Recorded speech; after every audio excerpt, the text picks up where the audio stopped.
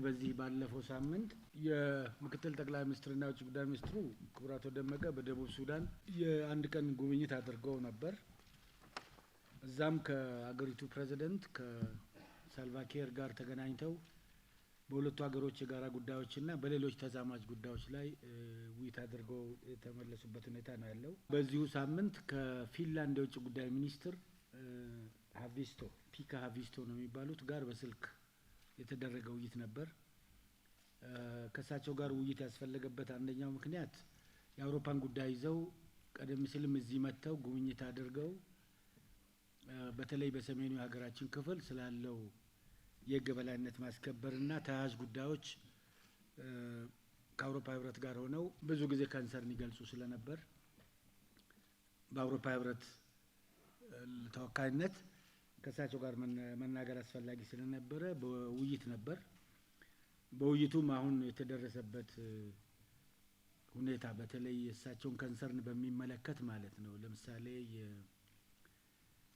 የአካባቢውን የመክፈት ለተራድኦ ተቋማትም ሆነ ለሚዲያ ተቋማት አካባቢውን ክፍት የማድረግ፣ ሁለተኛ የሰብአዊ መብት ጥሰት በሚመለከት የሰብአዊ መብት ጥሰት የፈጸሙ ወገኖችን ወደ ሕግ የማቅረብ፣ ወደ ሕግ ከመቅረቡ በፊትም ደግሞ አስፈላጊውን ምርመራ በተሟላ አካል ለማድረግ ነፃ በሆኑ አካላት ለማድረግ በኢትዮጵያ በኩል ስላለው ፍላጎትና ስለተከደበት ይህን በሚመለከትም ደግሞ ኦን ግራውንድ ያሉ ተቋማት ለምሳሌ እንደ አቶርኒ እንደ ኢትዮጵያ ሰብአዊ ድርጅት ተቋም ሰብአዊ መብት ተቋማት እና መሳሰሉት መኖራቸውና በዛው ልክ ከአፍሪካ ሕብረትም እንደዚሁ የሰብአዊ ኮሚሽን ጋር ተባብሮ ለመስራት ያለውን አቅጣጫ አስረድቷቸዋል።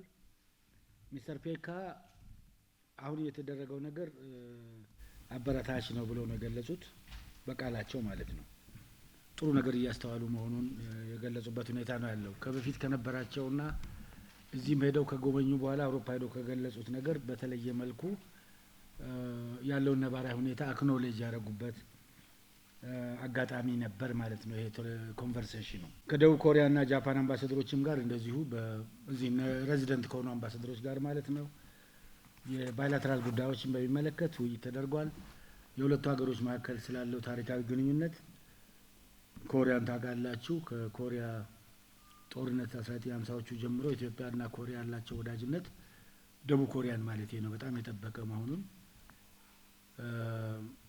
ኮሪያኖች ለዚህም ትልቅ ውለታ ትልቅ ለኢትዮጵያ ትልቅ ግምት እንዳላቸው አሁንም ደግሞ በተለያዩ መስኮች ከኮሪያ ጋር ጥሩ ስራ እየተሰራ እንዳለ በስልጠና መልክ በቴክኖሎጂ እና በመሳሰሉት ማለት ነው። ከጃፓንም ጋር ተመሳሳይ ውይይቶች የተካሄዱበት ሁኔታ ነው የነበረው። በዚህ ሳምንት የሳህራዊ አረብ ዴሞክራቲክ ሪፐብሊክ ልዩ መልእክተኛም ጋር ውይይት ተደርጓል። በተለይ ሳህራዊ ጉዳይ ታውቃላችሁ በአፍሪካ አንድነት ድርጅት ቀደም ሲል በነበረው ማለት ነው። አሁን ደግሞ በአፍሪካ ሕብረት ማዕቀፍ ለብዙ ዓመታት ያለ ጉዳይ ነው። በሳህራ ጉዳይ በሞሮኮና በአልጄሪያ መካከል ያለውን ውዝግብ ይሄ አፍሪካንም ለሁለት የሰነጠቀ ሁኔታ ነው። እኛ በዛ ላይ ግን የአፍሪካን አቋም ነው የምናራምደው። ሳህራዊ ሪፍረንደም እንዲካሄድ የህዝብ ውሳኔ እንዲከበር የሚል አቋም ነው ያለን። ይሄና ተዛማጅ በሆኑ ጉዳዮች ላይ ውይይት ተካሂዷል። በኢትዮጵያ የሩሲያ አምባሳደርም እንዲሁ መጥተው ውይይት ተካሂዷል። ከኢትዮጵያና በሩሲያ መካከል ስላለው ረጅም ጊዜ ግንኙነት በተለይ ሩሲያ በተባበሩት መንግስታት ድርጅት የጸጥታ ጥበቃ ምክር ቤት መድረክ ላይ ለኢትዮጵያ ስላደረገችው ድጋፍ ምስጋና አቅርበንላቸዋል እና አሁንም ግንኙነታችን ጠንክሮ እንደሚቀጥል ነው በዚህ በውይይቱ ወቅት የተስተዋለው። በተረፈ በቅርቡ እንደምታውቁት በአውስትራሊያ፣ በጋና፣ በጣሊያን፣ በቱርክ፣ ሳውዲ አረቢያ፣ ደቡብ ሱዳንና ሴኔጋል አዳዲስ አምባሳደሮችን ሰይመናል፣ ተሹመዋል። እነዚህ አምባሳደሮቻችን የአንድ 100 ቀን እንደሄዱ 100 ቀን እንደሚሰሩ እቅድ አቅርቧል። እቅዳቸው በዋናነት በሚሄዱበት ሀገርና በኢትዮጵያ መካከል ባለው ግንኙነት ላይ የኢትዮጵያን ጥቅም ብሔራዊ ጥቅም ሊያስከብሩ በሚችሉበት አቅጣጫ ላይ ያነጣጠረ ነው። እንደየሀገሩ ተጨባጭ ሁኔታ ኢንቨስትመንትን መሳብ፣ ቱሪዝምን ማምጣት፣ ንግድን ማሳለጥ፣ የፖለቲካ ዲፕሎማሲ ማካሄድ ኢትዮጵያኖችም ካሉ ዜጋ ተኮር ዲፕሎማሲ መስራት የመሳሰሉ ስራዎችን የሚመለከት የ100 ቀን እቅድ አቅርቧል። ሌላው በዚህ ሳምንት የነበረው 40 በላይ ሀገሮች የወከሉ አምባሳደሮችና ዲፕሎማቶችን በዚህ ሳምንት ወደ መቀሌ ወስደናቸው ነበር። የአንድ ቀን የደርሶ መልስ ጉዞ ነው ይሄን ነው። እዛም የክልሉ መንግስት ተወካዮች ለቡድኑ አቀባበል አድርገው በትግራይ በአጠቃላይ እየተካሄደ ስላለው የመልሶ መገንባት እንቅስቃሴ ሰፊ መግለጫ ሰጥተዋል። ሌላው የትግራይን ጸጥታ በሚመለከትም እንደዚሁ ረዥም ፕሬዘንቴሽን ነው የነበረው ለአምባሳደሮቹ ማለት ነው። በአጠቃላይ ያሉትን ተግዳሮቶችንም ጭምር ነው የክልሉ የኢንተሪም አድሚኒስትሬሽን ኃላፊዎች ለአምባሳደሮቹ ያቀረቡት። አምባሳደሮቹ አገሮቻቸው በተለይም ከዚህ ቀደም እዛ ወደዛ የመሄድ አካባቢውን የማየት ፍላጎት እና ግፊት ያደርጉ እንደነበር ነው። በዚህ መሰረት በመስተናገዳቸው በጣም ነው የተደሰቱት። ከዛም በኋላ የክልሉ አስተዳደር በየጊዜው መምጣት ትችላላችሁ፣ ብትፈልጉ በቡድን ከፈለጋችሁ በተናጠል በግል መምጣት ትችላላችሁ፣ የምትፈልጉትን ኮርነር ወስደን ልናስጎበኛችሁ እንችላለን ብሏል። ለማንኛውም ለሁሉም በተለይ ለምዕራባውያኑ በጋራ የቀረበው አንድ ቻሌንጅ ለሰብአዊ መብት መቆርቆራችሁ ጥሩ ነው፣ ህዝቡን ለመርዳት የምታደርጉት ጥረት ጥሩ ነው፣ ነገር ግን በተጨባጭ ኦን ዘ ግራውንድ እዛ ጋር ያለው እጥረት ምክንያቱም እስካሁንም 70% ይሄ ድጋፍ እየተሰጠ ያለው የመድኃኒትም ሆነ የምግብ አቅርቦት ከመንግስት ካዚና ነው እና እናንተ ለምንድን ነው አገሮቻችሁ በዚህ ረገድ በሚሉት ልክ እየታዩ አይደለም የሚል ቻሌንጅ አድርጓቸዋል። አምባሳደሮቹም ቻሌንጁን በአግርሞት ነው የወሰዱት። ዴፊኒትሊ they felt ልክ ነው ይሄ ነገር የሚል ነው የወሰዱት ማለት ነው። በተረፈ ውጪ ያሉት ሚስዮኖቻችንም እንደዚሁ በዚህ ሳምንት እዚህም እዛም የተለያዩ እንቅስቃሴዎችን ሲያደርጉ ነበር። አንዳንዶቹ የፖለቲካ ዲፕሎማሲ እንቅስቃሴ፣ ሌሎቹ የኢኮኖሚ ነክ እንቅስቃሴዎችን፣ ባህላዊ እንቅስቃሴዎችንም ጭምር የቴክኖሎጂ ስራም ላይ እንደዚሁ የተለያዩ ስራዎችን ሲሰሩ የቆዩበት ሁኔታ ነው ያለው። በመጥቀስ ያህል በተመድ ሚስዮን ተጠሪ ወይም አምባሳደር በተለይ በደቡባዊ በሰሜናዊ ሀገራችን ክፍል በዚህ ሰብአዊ እርዳታ አቅርቦት ላይ በቀጠናዊና ዓለም አቀፍ ጉዳዮች ጋር አምባሳደር ሌና ቶማስ ግሪንፊልድ የሚባሉ የአሜሪካ አምባሳደር አሉት በዩኤን ከእሳቸው ጋር ያደረጉት ውይይት ነበር። ሱዳን የሚገኙትም አምባሳደራችን እንደዚሁ ስለ ወቅታዊ ሁኔታችን በሱዳን ላሉት የሚዲያ ተቋማት ሰፊ ማብራሪያ የሰጡበት ሁኔታ ነው የነበረው። ኡጋንዳም ከውጭ ጉዳይ ሚኒስትር ኃላፊዎች ጋር አምባሳደሯ ተገናኝተው ምክክር ያደረጉበት ሁኔታ አስተውለናል። በኩባ እንደዚሁም በባህሬን ተመሳሳይ እንቅስቃሴዎች የተስተዋሉበት ሁኔታ ነው ያለው። በነገራችን ላይ አምባሳደሮቻችን በየሳምንቱ ሪፖርት ያቀርባሉ። መንቀሳቀስ የግድ ነው። የግድ በርካታ ስራዎችን መስራት ይጠበቅባቸዋል። ቢዝነስ አዝ ዩዥዋል አይደለም የሚል አመራር ነው ያላቸው። ስለዚህ ከሞላ ጎደል ጥሩ ነው። አሁን እንቅልፍም የነሳናቸው ነው የሚመስለው። ሩቅ ነን ያለ ነው በሚል ዝም ብለው እንትን አይሉም። መግለጫ ሰጥቻለሁ በሚልም መግለጫውን በተጨባጭ ይላክ ነው የምንላቸው።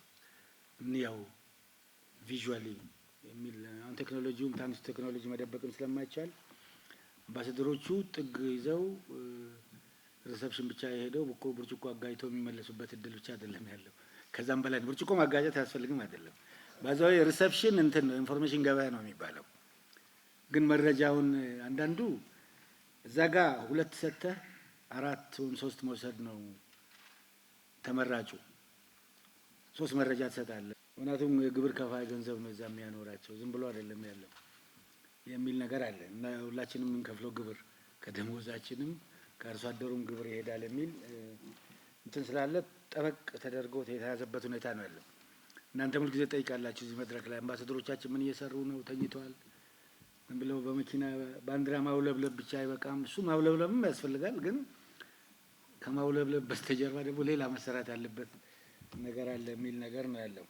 ሌላው ጥሩ ነገሩ የዚህም ውጤት የሆነው እናንተም የታዘባችሁት በሰሜን አሜሪካና በአውሮፓ በበርካታ ከተሞች ሰሜን አሜሪካ ሲባል ካናዳና ዋሽንግተን አሜሪካ ዩኤስኤ ማለት ነው።